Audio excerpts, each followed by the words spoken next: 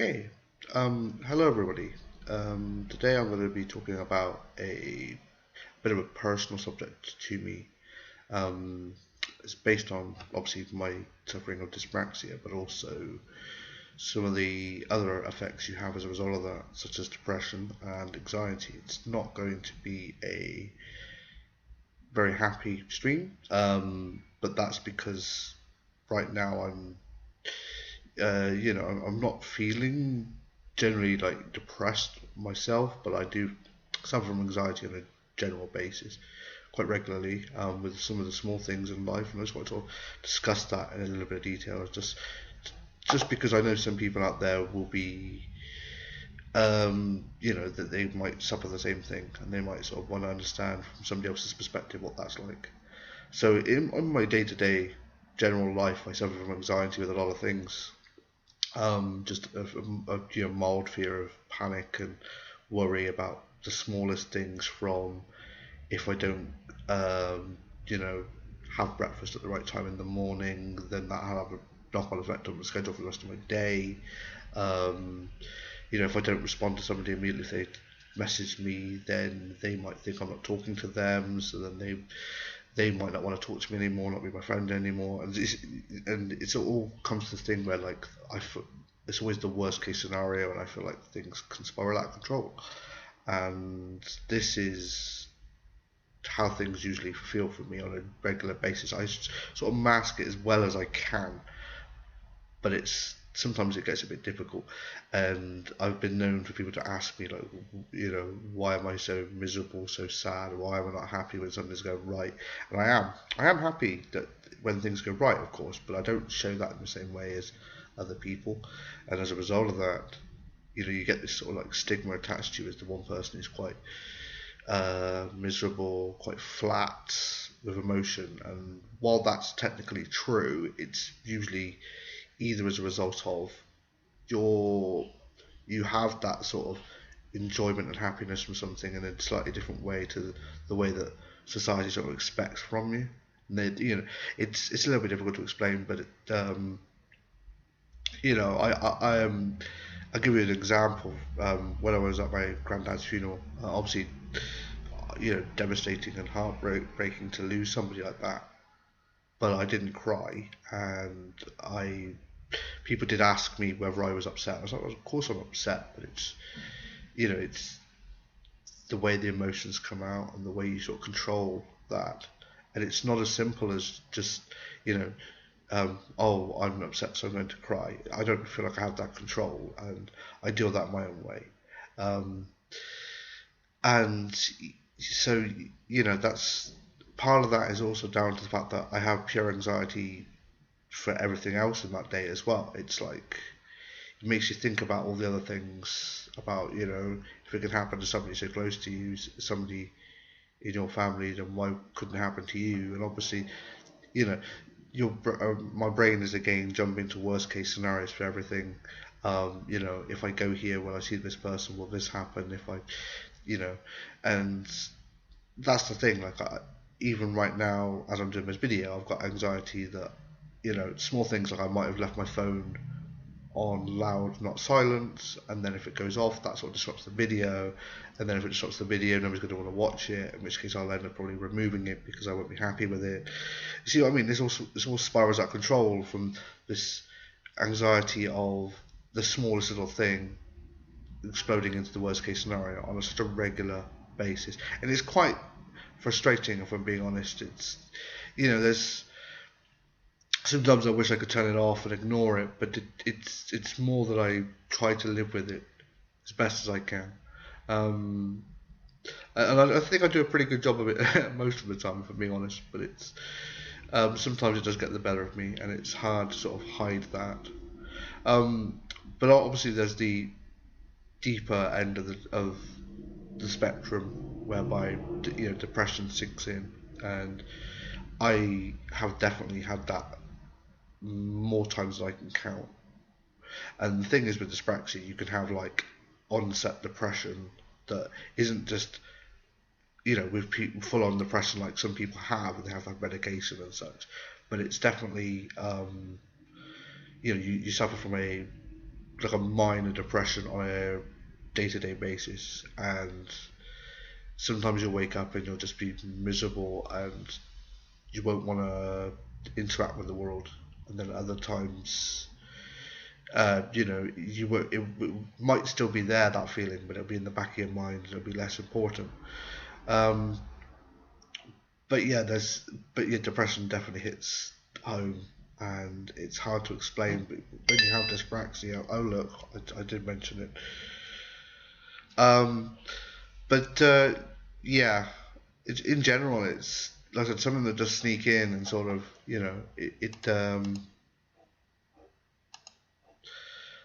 can sort of affect you as a person, and the others around you. And then obviously people sort of worry about you and your health, your mental well-being, and you know, it's it can be difficult to talk about, and finding the right words to explain that as well is something that I sort of struggle with from time to time.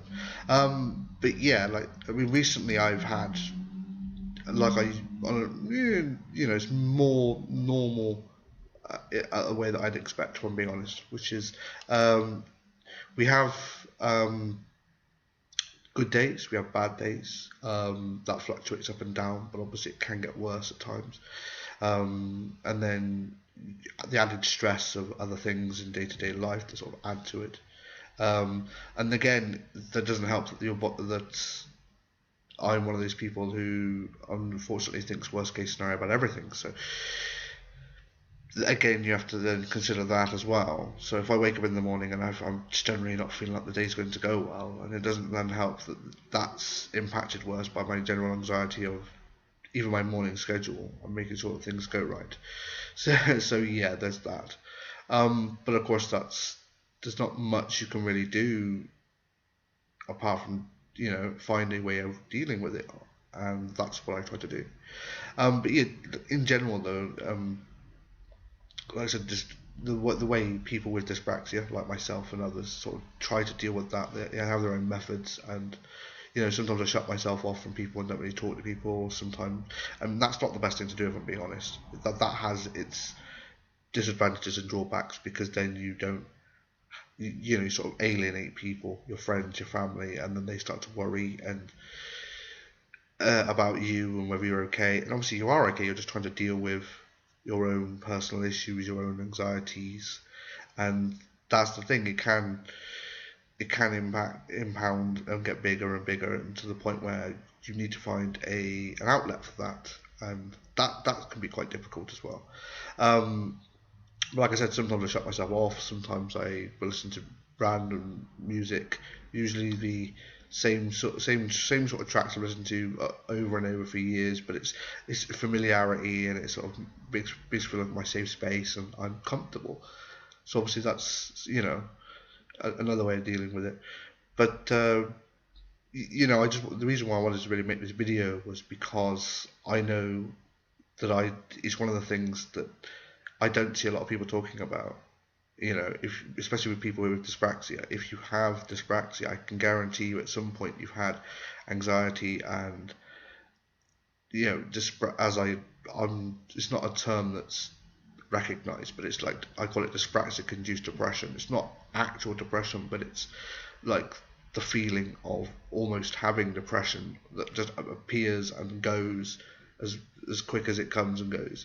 And maybe that's normal. Maybe that's what everybody else in this world also suffers from time to time. And if so, then that would be interesting to sort of talk about that. But for me, I feel that the people I've talked to, like my friends, my family, and I try to explain to them what it's like. And sometimes I don't think they understand. And I've been told that they don't seem to understand it.